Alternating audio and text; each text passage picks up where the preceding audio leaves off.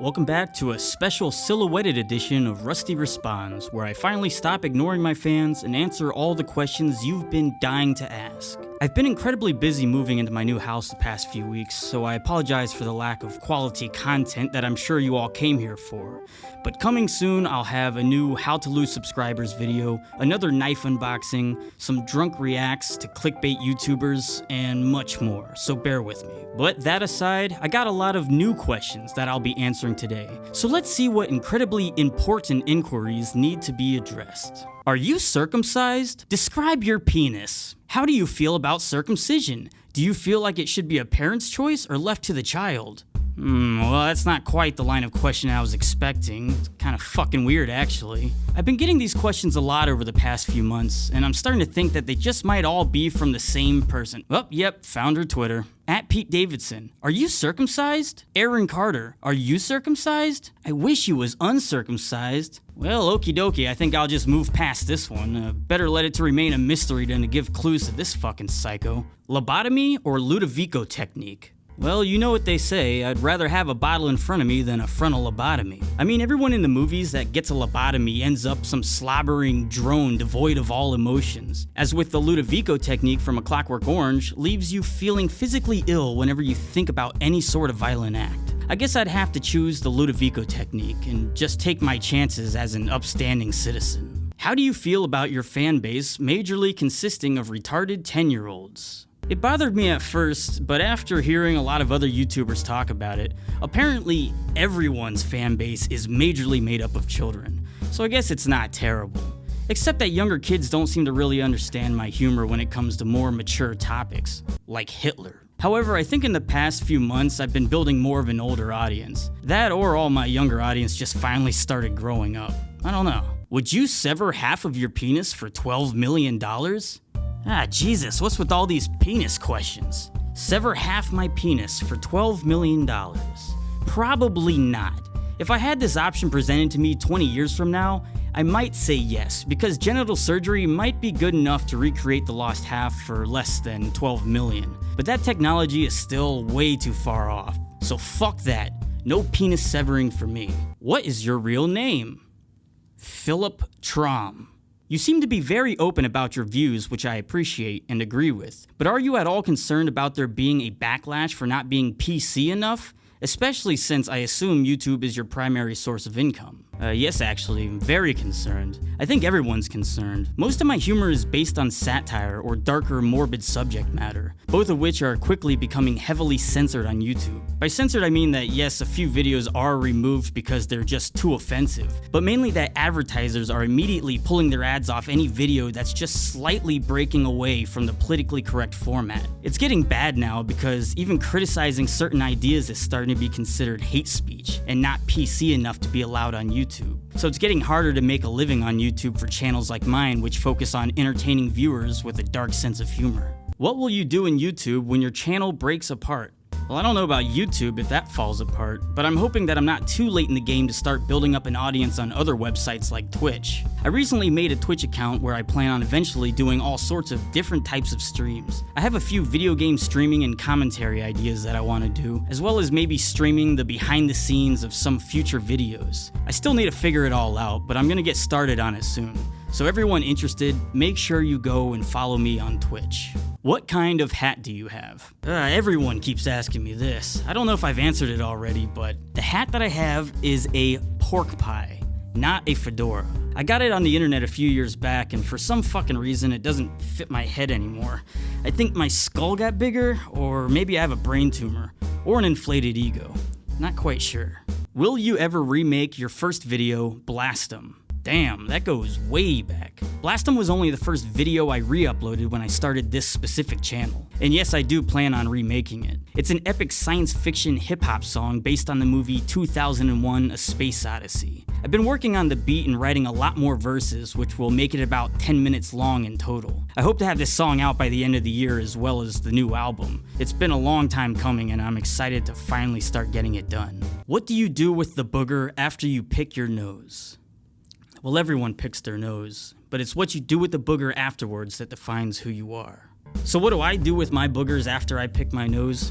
I eat them. Nah, I'm just kidding. I usually find an old soda can to dispense of them in if the trash can isn't around. Some people just wipe their boogers on furniture or walls and shit. I don't know if you people think that it just disappears after that, but they don't. They just dry there and you can still see them months later. Fucking nasty motherfuckers. The world is ending. You have a car but can only fit one person in it. At a bus stop is your best friend who saved your life, an old lady who needs medical care, and the love of your life. What do you do? Wait, so are you saying I just can't throw one of them in the trunk? I mean, one of these three definitely isn't getting a chance to ride in my car. The old lady who needs medical help is gonna be a ridiculous burden to have when the shit hits the fan. She's already old and is dying anyways, so why would she need to get in my car? Sorry, Granny. Wait for the bus. So now it's between my best friend who saved my life and the love of my life, and I can only pick one.